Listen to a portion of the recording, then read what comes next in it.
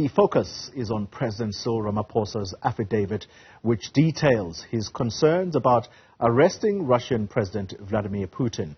The ICC has an arrest warrant out for Putin, accusing him of war crimes that are allegedly being committed in the ongoing Russia-Ukraine conflict. Ramaphosa believes that executing on the arrest warrant would amount to a declaration of war with Russia. We're joined now by the Executive Director at the Institute for Global Dialogue, Dr. Philani Mthembu, who's going to discuss this with us now. Dr. Mthembu, thank you very much for your time. The understanding is that you are indeed attending this BRICS political parties dialogue, and so you're better placed to actually talk to us about what's going on there. But the attention right now, Dr. Mthembu, is on this confidential affidavit that the president has had to make public. And in it, he's worried that should South Africa make any attempt at arresting the Russian leader, the former president of Russia, Dmitry Medvedev, made it clear that this would be a declaration of war. Is South Africa's president well advised to be concerned about that? So I think, whatever the position that South Africa has, let's say pertaining to the arrest warrant, the reality here is that you are dealing with one of the great powers of the world. You're dealing with a nuclear superpower. So it's not a small matter to arrest a sitting head of state of any country. But it's even, greater consequences, obviously, if you are dealing with one of the great powers. And here you're talking about Russia, you're talking about China, you're talking about a country like the United States.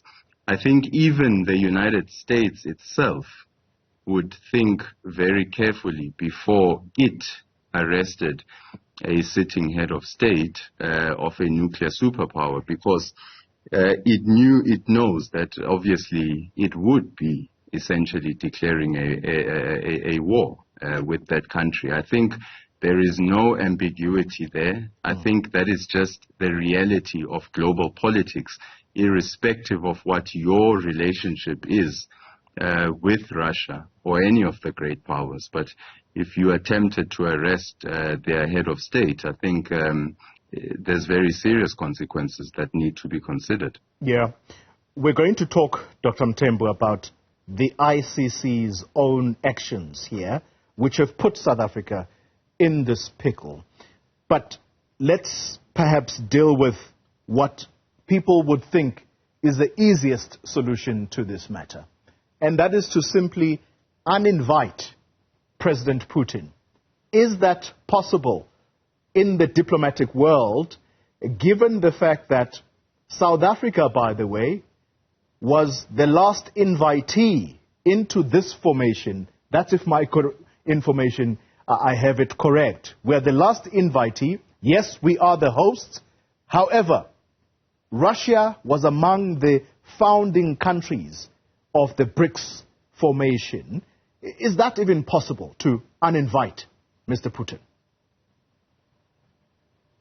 Well, I would say, all scenarios are possible, but I don't think it's a likely scenario.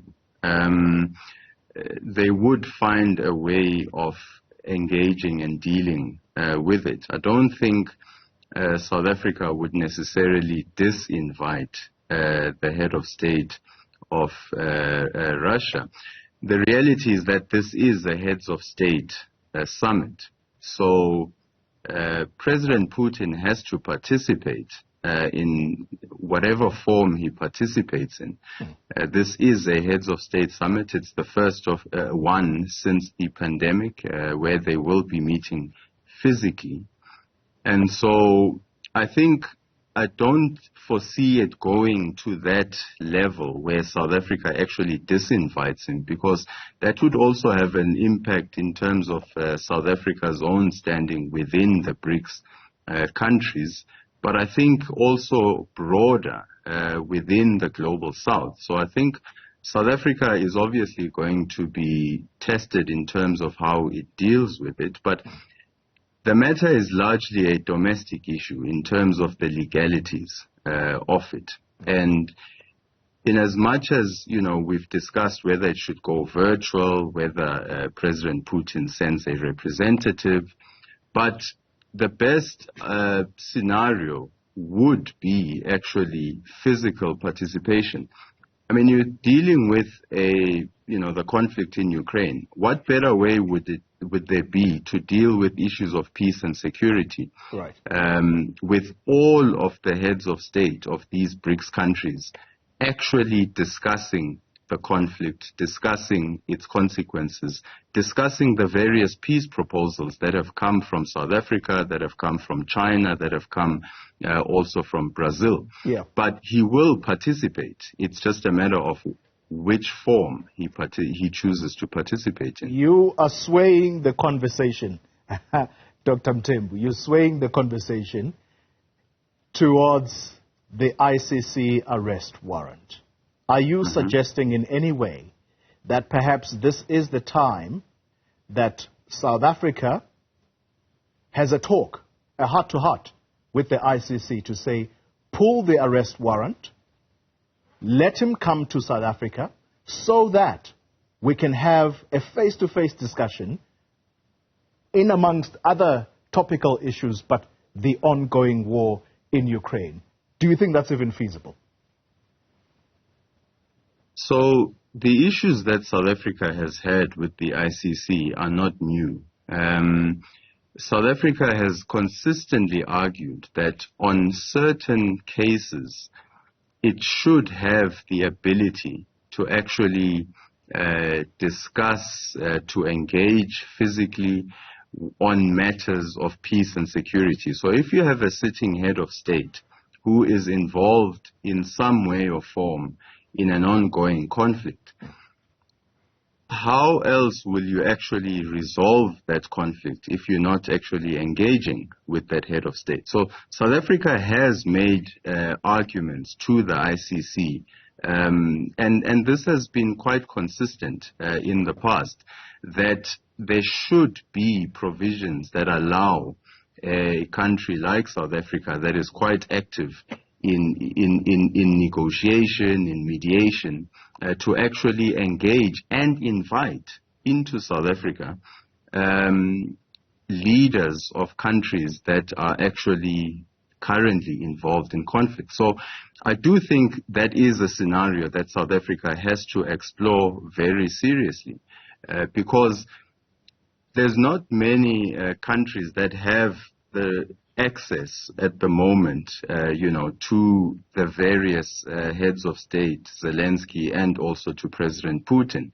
And I think we should utilize those countries that are actively engaging with him on matters of peace and security, and say how can they contribute to a broader global conversation and global initiatives that would bring about a peaceful resolution to the conflict. So I think South Africa has good arguments for why it should engage with Russia. I mean, there's going to be the Russia-Africa summit.